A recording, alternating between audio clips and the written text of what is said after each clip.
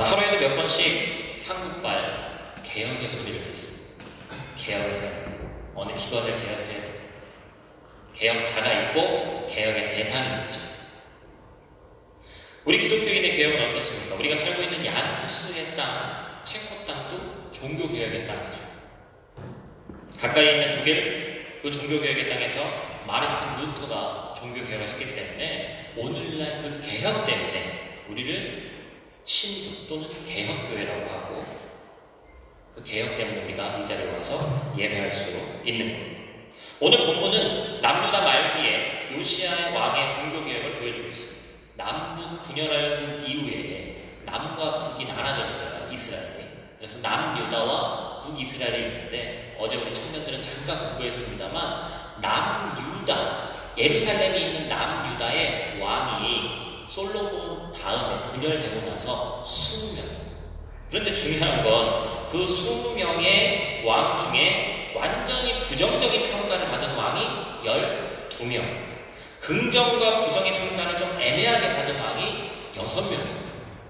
하나님 보시기에 다윗의 길로 행해서 그냥 선하다라고 인정받은 사람은 우리 지난주에 나눴던 누구죠?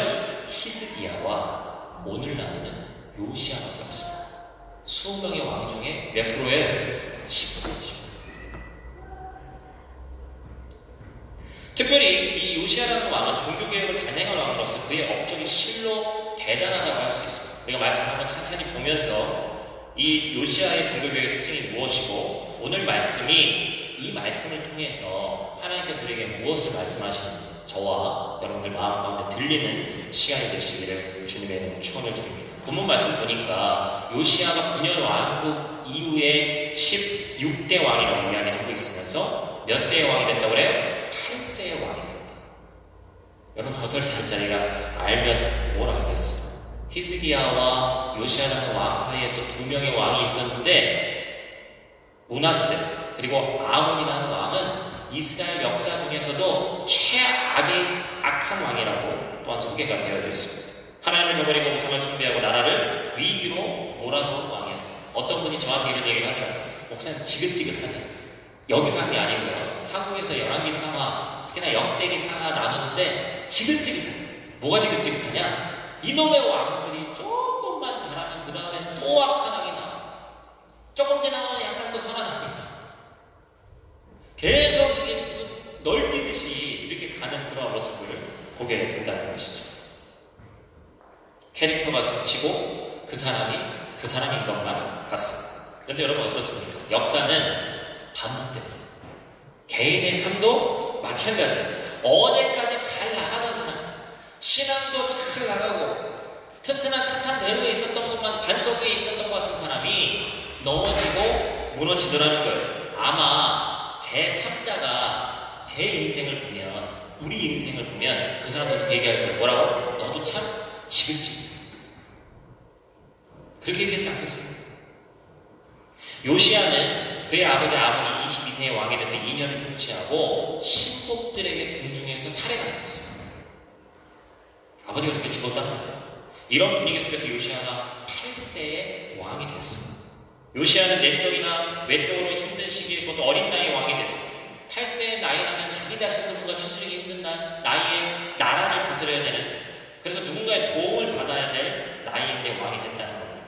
왕으로서 준비도 안 되고 아무것도 모를 것 같은 그 요시야가 다음과 같이 나라를 다스립니다. 2절 말씀이죠. 우리 같이 한번 읽었지만 한 번 더 읽어보겠습니다. 2절 말씀 같이 있습니다. 요시야가 여호와 보시기에 정직히 행하여 그의 조상 다윗의 모든 길로 행하고 좌우로 치우치지 아니하였더라.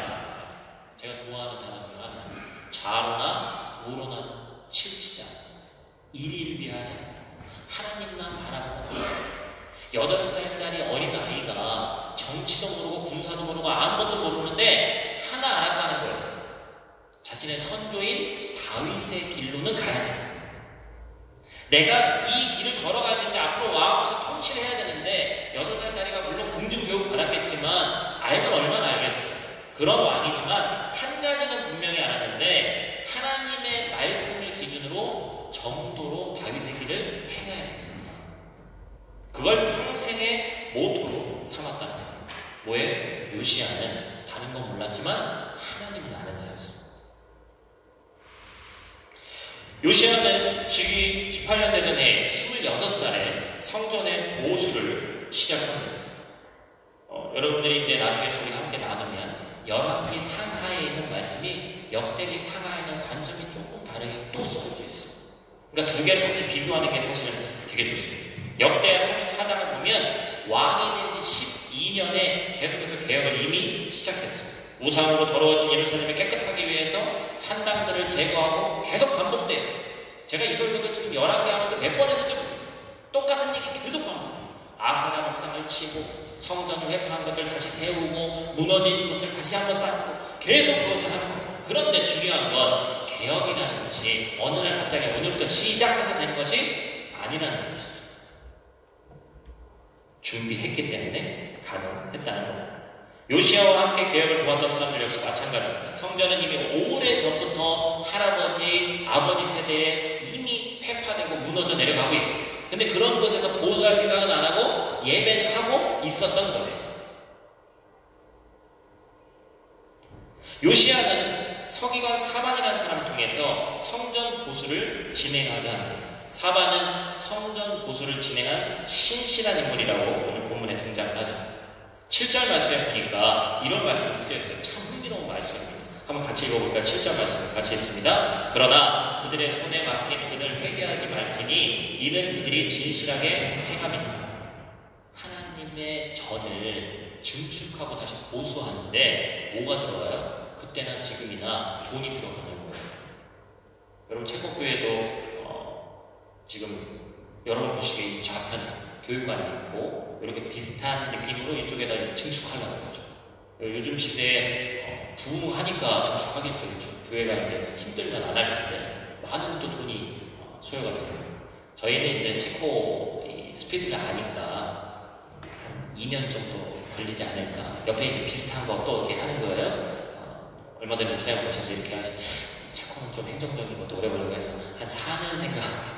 이제 비슷한 게 옆에 생기는데 우리는 아예 이 건물을 다 지어도 제가 볼 때는 한 1년이면 충분할 것 같은데 좀 오래 걸려요.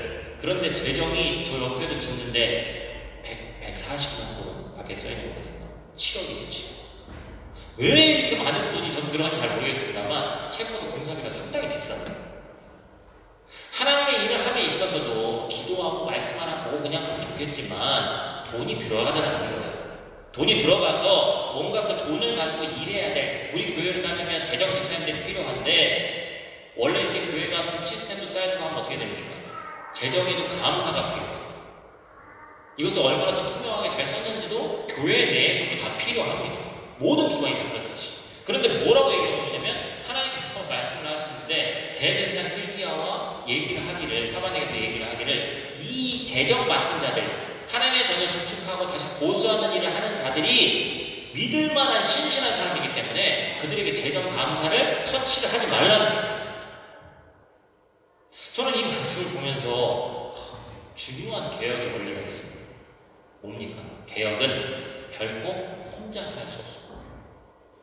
신실한 하나님의 짝들, 멤버들이 있어야지 가능한 거예요. 그걸 보고 세상에서 뭐라고 그러죠? 드림팀이라고 하더라고요. 황금 세대라고 하더라고요. 예를 들면 교회가 있고 아니 회사도 마찬가지예요. 리더가 있는데 리더 혼자만 팍 해서 되는 것이 아니란 말이에요. 여러분 우리가 종교교육의 땅에 있으니까 종교교육 얘기 잠깐 하자면 마르틴 루터 이전에 우리 체코니까 야누스가 있는 거죠. 야누스는 1415년에 순교해서 죽었습니다. 그럼 거기서 종교교육이 끝나나요? 희한하게도 하나님의 일은 피 흘림 이후에 폭발적인 일이 벌어집니다. 그게 하나님이 하시는 일의 방법이에요. 한 사람의 희생이 폭발력이 어마어마한 거예요. 마르틴 루터나 야누스, 존 윙클리프, 존 칼벤 이런 사람들, 종교개혁한 사람들은요 자신의 때에는 정상적인 삶을 산 사람이 아무도 없어요. 숨어다니고 제가 볼 땐 제정신으로 살기도 힘들었어요. 마르틴 루터 같은 경우는 어쨌다고 그래요? 밤마다 마귀가 쫓아와서 나를 괴롭히는 것 같아서 일종의 정신병이에요. 정신병. 마음에 여유가 없는 거예요. 하도 쫓겨다니는 거예요. 그때 지은 찬양이 무슨 찬양입니까? 내 주는 강한 성인. 그런 찬양을 짓고 부르지 않으면 잠을 이룰 수가 없는 거예요. 어제 제가 얘기를 들어보니까 이 흐베이지다 공원, 저희 동네에 있어요. 별공원이라고 하는데 그 공원에 뭐 여름 궁전이 있습니다. 그 바로 옆에 있는 동네가 있죠. 아마 교회 다녀도 이제 뭐 신앙을 했다거나 여기 역사에 대해서 잘 아는 분들 아니면 잘 모르죠. 빌라 호라라는 지역이 있어요. 브라 무슨 뜻이에요? 체코 하시는 분 뭐죠? 백산, 하얀 산, 화이트 마운틴이죠, 그렇죠? 그 백산 전투가 뭐예요? 30년 전쟁, 유럽의 30년 전쟁을 통해 가지고 스타트를 끊는 그 결과 무슨 일이 벌어지죠? 베스트팔렌 조약이라는 걸 통해서 신도의 자유를 인정해 주는데 그 스타트의 싸움이 체코에서 시작됐죠. 근데 참 안타깝게도 그 스타트의 싸움에서 체코 프로테스탄트 개신교는 거의 망하고 몇 년의 텀이 있어요? 야누스와 약 200년 동안 그 가까이에 있는 유적지가 여기 1시간 거리에 있는 따보로 그런 게 프로테스탄트들이 열심히 해서 싸웠지만 참 안타깝게도 체코는 이 개신교의 불씨가 끝까지 가지 못한 어제 이제 그런 거 이 화이트 마운틴 이 전투에 그거를 어떤 뭐 예행 연습하고 뭐 모형으로 하고 하는 그래서 어제 뭐 저희 동네에 대포가 막 터지고 그랬다는 얘기 제가 들었어요. 뭘 얘기하는 겁니까?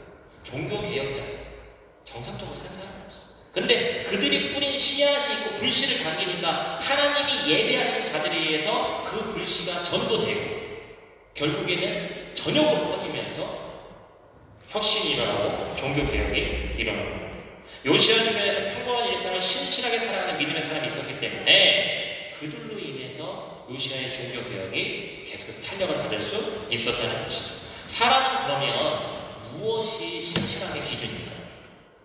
사실은 사람에게 신실하다는 표현이 어울리지 않는다고 말씀드렸죠. 신실은 변함이 없는 겁니다. 근데 변하지 않는 사람도 있어요. 겉으로는 변하지 않는 것처럼 보이지만 속에서는 오만 가지 생각이 있잖아요. 우리가 그 마음을 다 알 수 없을 뿐이지. 신실하다는 단어는 사실 하나님 한 분에게만 적합한 단어인데 그럼에도 불구하고 신실한 사람이 있다니까 그 사람은 어떠한 사람이냐는 거죠. 교회에서 그러면 어떤 사람들이 신실한 사람이라고 평가를 받을까? 우리 제일 뒤에 있는 우리 차영 집사님, 조은영 집사님은 제가 20대 중반 때 교육전도사 할 때 거기서 이제 충고교사 하면서 같이 이제 중등부, 중고등부 학생회 같이 했던 우리 선생님들. 그 중에서도 많은 선생님들이 있어요. 두 분 계시니까 두 분 얘기를 또 직접적으로 할 수는 없고 여러 선생님들이 많이 있는데 제가 볼 때는 담당 교육자가 좀 부족해도 어떤 것을 딱 하자고 하면 그냥 그 자리에 와서 대단한 거 안 해도 돼요. 우리 여기 권사님들도 계십니다만 뭘 제일 잘하냐면 와서 앉아있으면 됩니다. 교회에서 무슨 행사를 하고 특히나 저는 행사보다는 교회는 하나님의 말씀을 가르치고 기도하자고 해야 되는 곳인데 그런 것을 하자고 할 때 그냥 와서 앉아있으면 목사는 그것은 부족해요.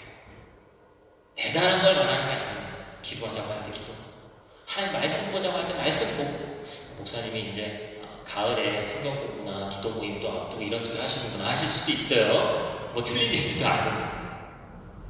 그런데 이 신실함의 기준이라는 것이 제일 간단하게 느껴지는 내가 와서 그 자리에 앉아 있으면 되는 거예요. 여러분 이 본당 같은 경우에 몇 명이나 꽉 차면 들어갈까요? 제가 보기에는 한 150명 정도 들어갈 수도 있을 것 같아요. 그런데 150명 다 있다가도 예를 들면 한국 같은 기준으로 하면 수요 예배, 금요 예배, 새벽 예배 매 순간 150명씩 못 오죠. 새벽 예배 같은 경우는 개교회마다 10분의 1이라고 얘기를 하고 수요 예배는 많아야 10분의 2 정도 될까 봐요. 한국도 금요 철야예배는 요즘에 거의 없어지는 추세입니다. 현실적으로 힘드니까. 그런데 목사가 이렇게 설교하다 보면 희한하게 우리도 그래요. 항상 앉는 자리에 대부분 앉습니다. 그래서 사람이 한 100여 명 돼도 이게 사람이 딱 잘 오던 분들이 자리가 없으면 키가 확 나죠. 죄송하지만 목사는 사람이기 때문에 그런 분들에게 더 관심 갈 수밖에 없습니다. 어떡하겠어요? 저도 보이는데 맨날 빠지는 분은 그냥 그런 겁니다. 아니에요. 근데 그 자리에 와서 앉아서 신실하게 하나님의 말씀을 들으려고 자세가 되어 있는 사람은 목사 자체도 사람인지라 더 눈에 보이고 관심이 가더라고요. 여러분 지극히 인간적인 얘기인 것 같지만 하나님도 다르실까요?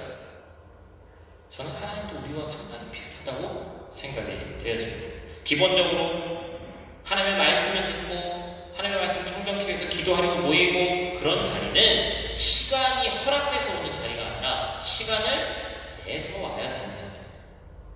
바쁜 일상 가운데 시간을 내서 와야 되는 곳입니다. 그런 곳에서 교회를 오래 다닐 건 아니건 신실하게 자리를 지키고 있는 사람이 그 사람은 신실하다고 교회에서는 얘기할 수 있다는 겁니다. 교회에서 어떤 일을 하고자 할 때 이 일을 이지치에게 맡기면 되겠다. 목사나 리더들의 머리에 생각이 나는 지침. 그 사람이 시간적인 여유가 많아서 이 사람 시키면 되겠다 생각할 수도 있지만 그런 사람이 신실한 사람이라는 것이죠.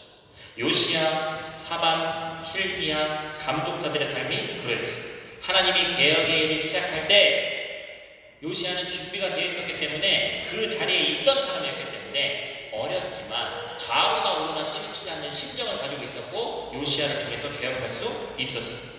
요시야 옆에서 사반, 힐기야 감독자들 또한 왕이 뭐든 시키기만 하면 왕이 하나님의 말씀에 청종하는 사람이기 때문에 그 입에서 나오는 것은 믿어 의심치 않고 말씀만 하시옵소서. 내가 그대로 하겠습니다. 순종하는 믿음의 사람들이었어요. 신실한 사람이다. 믿고 맡겼어요. 심지어 하나님의 전을 보수하는데 돈 계산을 하지 않아요. 그들은 신실한 사람이기 때문에 드림팀이었고 황금 세대였습니다. 사람의 숫자가 중요한 것이 아닙니다. 우리 공동체는 하나님 보시기에 드림팀일까요? 황금 세대일까요? 제가 말씀을 준비하면서 제 스스로에게 질문을 던져보는 우리 가정은 하나님 보시기에 가정으로서 드림팀일까요? 황금 세대일까요? 저희 조상들 통틀어서 제 세대 그런 욕심이 선한 욕심이 우리 마음 가운데 있어야 되는 거예요.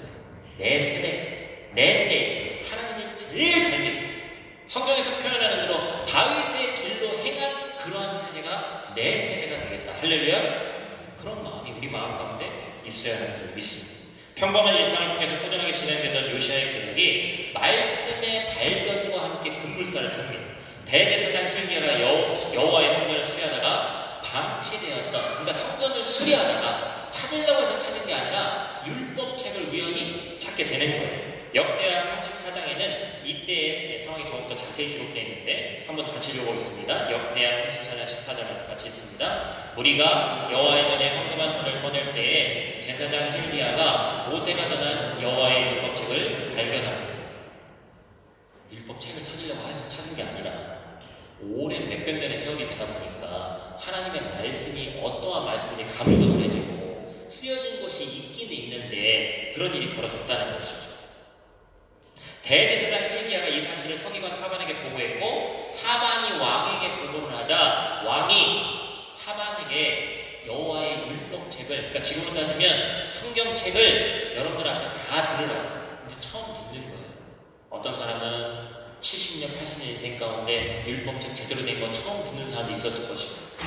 아주 어리지만 말은 그래도 알아들어서 대부분의 사람들이 율법책에 대한 얘기는 들었지만, 그리고 제사장 입에서 나는 구전되어 오는 하나님의 말씀 들었지만 책으로서 낭독하는 건 처음 듣는 거예요. 근데 요시야 왕을 비롯해서 들은 사람들의 반응이 본문에 등장합니다. 11절 말씀이죠? 11절 말씀 우리 한번 같이 읽겠습니다. 왕이 율법책의 말을 듣자 곧 그의 옷을 찢으니.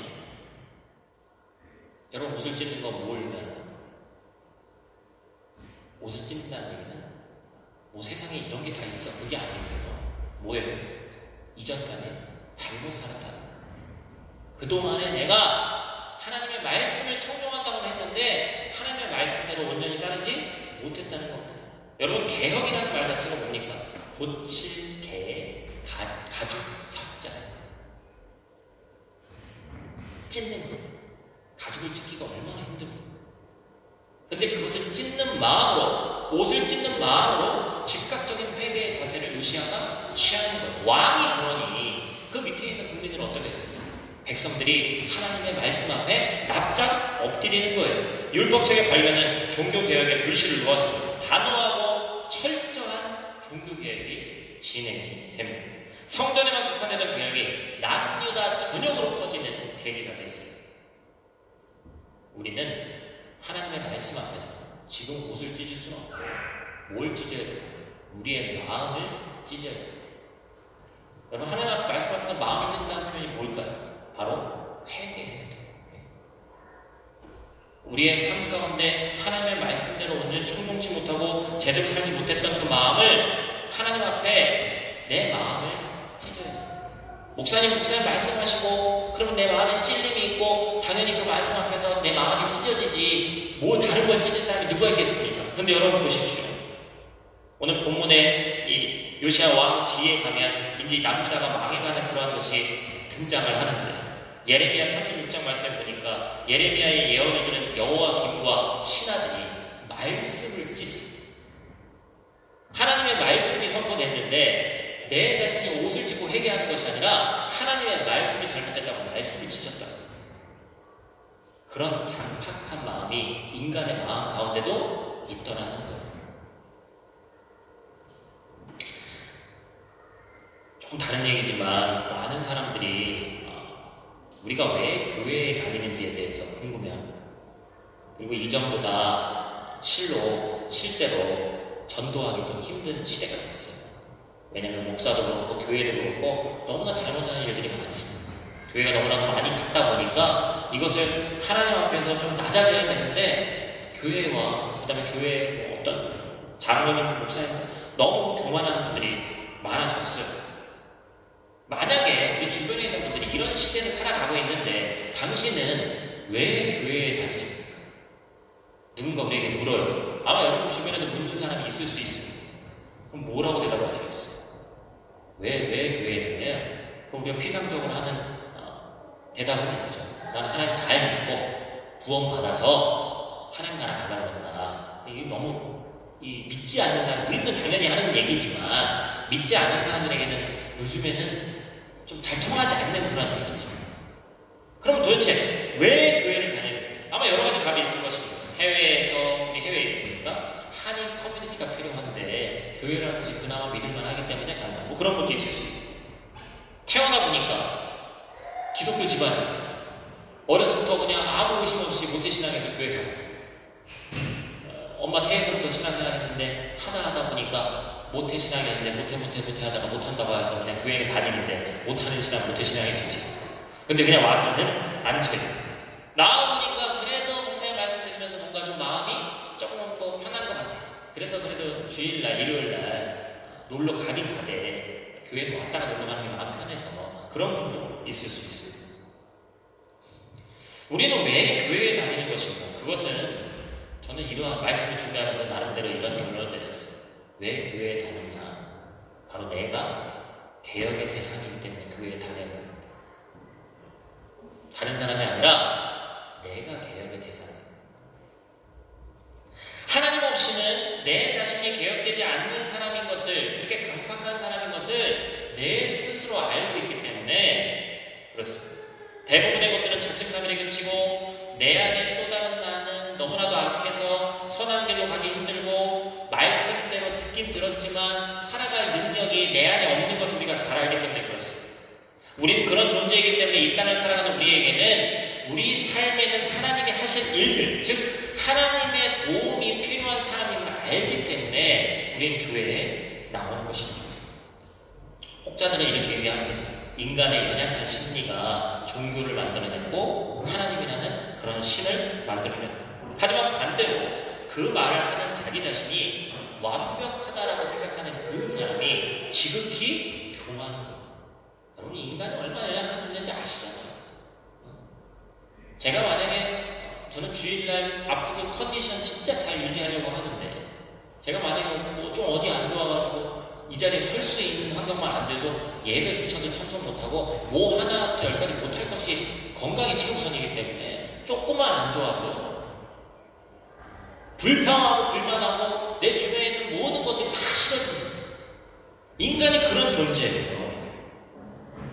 우리는 이런 존재이기 때문에 예배의 자리에서 예배의 자리를 지켜야 돼요. 그리고 돌이켜야 할 순간에 돌이키는 영, 말씀을 듣고 내가 이제는 돌이켜야겠다고 결단하는 그 영혼이 복받은 영혼이라는 거예요. 여러분 다 같이 와서 예배 드리지만 믿어지는 사람이 있고 중간중간 긴가민가 하는 사람이 있고 아예 안 믿어지는 사람이 있더란 말이에요.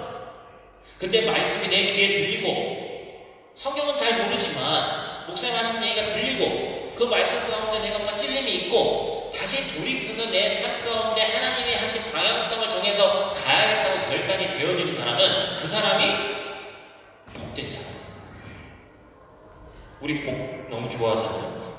우리 히브리서 4장 10절 말씀에 우리 너무나도 잘 알고 있는 말씀 뭐라고 얘기하고 있습니까? 같이 한번 읽어보겠습니다. 하나님의 말씀은 살아있고 활력이 있어 좌우의 날선 어떤 검보다 예리하여 홍과 연과 및 관절과 골수를 찔러 쪼개기까지 하며 또 마음의 생각과 뜻을 판단하나. 우리의 생각, 예리한 하나님의 말씀은 반드시 찔림이 있다는 거예요. 그 찔림을 통해서 다시 한번 하나님이 얘기하시는 쪽으로 돌이키게 하더라는 거예요. 왜 교회를 하고 왜 말씀을 듣습니까? 모든 예배는, 모든 말씀은 반드시 회개로 결론 지어져야 됩니다. 내가 만족하고 감동이 와서 눈물을 흘리고 너무 따뜻한 예배였어. 여러분, 따뜻한 거 기대하러 온 예배가 아니잖아요.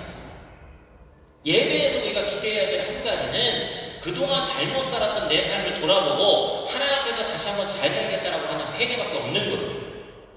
죄송합니다. 큰 교회들은 어떤 그런 시스템도 잘 돼 있어. 양육도 그렇고 전혀 나쁜 것이 아니에요. 왜냐하면 작은 교회에서 할 수 없는 것들도 큰 교회들은 많은 그런 양육 프로그램이 있기 때문에. 근데 저도 이제 신학생 때 그런 강남 어디에 있는 그런 큰 교회들도 가봤지만 다 그런 것은 아니지만 희한하게 좀 큰 교회 다니고 뭔가 그런 게 있으면 뭐가 있어요? 어떤 것을 제자 그 양육 과정을 수료했어. 몇 단계 어디는 심지어 새신자교회도 한 20조 합니다. 여러분, 새신자교회 20조 위해서 버텨내실 만한 분이 누가 있어요? 쉽지 않아요. 우리 상하반기 8조 하기도 쉽지 않은데, 물론 마음의 자세도 물론 있습니다만 쉽지 않단 말이에요. 그런데 그 양육 1, 2, 3단계 하면 천국 가는 거예요? 그럼 목사님 못 갑니까? 그럴 수도 있지만 양육을 하고 하나님의 말씀을 들으면 그 말씀을 들어서 내 자신이 뭐가 돼야 되는 거예요? 성경에서 뭐라고 표현하고 있죠? 겸비하다라고 표현합니다. 겸비가 뭐예요? 내 자신이 이렇게 하찮은 존재구나, 낮춰질 수밖에 없는 거예요. 겸손할 수밖에 없는 거예요. 하나님의 말씀이 내 귀에 들려서 내 귓가에 들리면서 그 말씀이 내 가운데 찔림이 있는데 자만해지는 사람은, 그건 성경을 죄송하지만 잘못 배운 사람이에요. 큰 교회에서 양육받았거나 저는 신학을 했으니까 신학을 했다고 하거나, 평신도인데도 한국에서는 신학교 나온 분들도 많죠. 신학을 하면 그 말씀 앞에 내가 놓여져서 무릎으로 나아가고 이 프로그램을 다 했기 때문에 다 이뤘다가 아니라 이제부터 가야 될 길이 더욱더 막막한 거예요. 하나님의 말씀은 끝이 없다. 내가 이렇게 공부하고 알아도 하나님의 발끝에도 미치지 못하는구나. 내가 인간으로서 진짜 겸비하고 나아가야 되는구나. 그래서 하나님이 필요한, 우리는 하나님이 필요한 존재구나. 이게 깨달아져야 되는 거예요. 성경 말씀 듣고 기도하고 방언받고 은사 받으면 교만해져야 되는 것이 아니라 이렇게 더 낮아져야 되는데 그게 그렇게 잘 안 되더라는 것이죠. 내가 개혁되지 않은 개혁은 반드시 실패하거든요. 내가 첫 번째, 여기에 있는 말씀을 전하는 목사인 제가 항상 개혁의 우선순위. 죄송하지만 한국에서 목사님들만 바뀌어도, 왜냐하면 20년, 30년 한 교회에 그렇게 하면요 바뀌기 쉽지 않습니다. 제가 말씀드렸잖아요. 우리 교회 이제 2년, 3년 차 들어가는 거예요. 제가 하는 패턴이 있고 여러분들 귀에도 익숙한 것들이 막 사람이 바뀌기가 쉽지 않아요. 개혁의 1순위는 가장 어떻게 보면 리더십을 갖고 있는 리더들이나 우리의 신앙을 우리가 돌아봐야 됩니다. 어느덧 몇십 년 신앙생활을 하면서 당연한 대로 굳어져 있는 내 마음, 웬만한 것으로는 이제 움직이지도 않을 것 같은 그런 핑계를 대면서 하나님의 말씀에 청중지 않고 하나님의 말씀에 언제 나아가지 못했던 우리의 삶, 그것을 우리가 돌아봐야 된다는 것이죠. 하나님이 그런 마음을 먹고 기도하며 나아가는 우리에게 하나님이 동일한 은혜로 허락해 주시고 있습니다. 우리가 마지막으로 한 절 말씀만 우리 같이 읽고 한번 같이 찬양하기를 원하는데요. 역대하 7장 14절 말씀입니다. 이 말씀은요, 솔로몬 성전을 하나님께 건축해서 낙성식을 하고, 낙성식은 이제 다 짓고 하나님께 바치는 이제 예식을 하는 거예요. 그 예식을 한 후에 하나님이 솔로몬에게 하신 약속의 말씀입니다. 우리 한번 역대하 7장 14절 말씀 우리 한번 같이 읽어보겠습니다. 내 이름으로 일컫는 내 백성이 그들의 악한 길에서 떠나 스스로 낮추고 기도하여 내 얼굴을 찾으면 내가 하늘에서 듣고 그들의 죄를 사하고 그들의 땅을 고칠지라. 아멘. 하나님께서 기도를 들으시는 전제 조건이 있는데 교만한 자의 기도는 듣지 않으십니다. 우리가 스스로를 낮추고, 제가 아까 말씀드렸던 단어 뭐예요? 옛날 성경에는 겸비라고 써있어요. 겸비하여, 스스로 겸비하여 기도하면 나뿐만 아니라 우리의 나라 자체를 고치신다. 할렐루야. 우리의 믿음이 이 시간 함께 찬양하면서 이 시간 함께 말씀을 생각하며 함께 나누기로